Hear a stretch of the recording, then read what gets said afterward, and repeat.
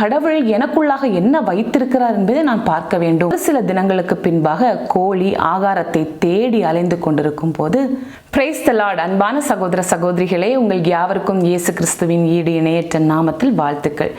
இந்த ஆலோசனை நேரத்தில் மற்றொரு ஆலோசனையின் மூலமாக உங்களை சந்திக்க தேவன் தந்த நல்ல வாய்ப்பிற்காக தேவாதி தேவனை துதிக்கிறேன். இந்த நாளின் ஆலோசனை பகுதியை பார்க்கலாம். 2 விதைகள் பக்கத்தில் நடப்பட்டது. முதல் விதை பேச ஆரம்பித்தது.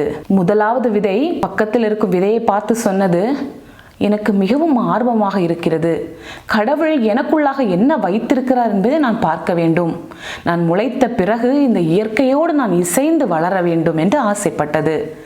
இதை கேட்டுக்கொண்டிருந்த அந்த 2வது விதை சொன்னது, எனக்கு வெளியில் வர வேண்டாம், நான் இந்த மண்ணுக்கு உள்ளாகவே இருந்து இந்த மண்ணின் குளிர்ச்சியிலே இருந்து விடுகிறேன்.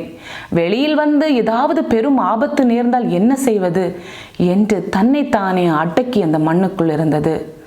முதல் விதை முளைக்க ஆரம்பித்தது. ஒரு சில தினங்களுக்கு பின்பாக கோழி ஆகாரத்தை தேடி அலைந்து கொண்டிருக்கும் போது இந்த விதையை பார்த்து ஒரே வாயில் அதை விழுங்கிவிட்டது. முதல் விதை அழகாக முளைத்து இலைகள், பூக்கள், காய்கள், பழங்கள் என்று பலருக்கு பிரயோஜனமாக அமைந்தது. அருமையானவர்களே, நம் அநேகருக்குள் தேவன் அநேக ஆசீர்வாதங்களையும் தாளந்துகளையும் தந்திருக்கிறார். அதை நாம் எப்படி பயன்படுத்துகிறோம்? சற்று சிந்தனை செய்து பாருங்கள். பிறருக்கு பிரயோஜனம் உள்ளதாக நாம் அந்த தாளந்துகளை உபயோகப்படுத்துகிறோமா என்பதை ஆலோசனை செய்து பாருங்கள். நம்முடைய வேத புத்தகத்தில் 1 பேதுரு 4ஆம் அதிகாரம் 10வது வசனத்தில், அவன் பெற்ற வரத்தின்படி நீங்கள் தேவனுடைய பற்பல கிருபை உள்ள ஈவுகளை பகிர்ந்தெடுக்கும் நல்ல உக்கிரக்காரர் போல் ஒருவருக்கொருவர் உதவி செய்யுங்கள் என்று தேவன் கூறியிருக்கிறார். ஆம் அருமையானவர்களே, மண்ணுக்குள் புதைந்து போய்விடாதீர்கள். நாம் வளர்ந்து பிறரையும் வளர்த்த தேவன் நமக்கு தந்திருக்கிற தாளந்தை எடுத்து உபயோகப்படுத்துவோம்.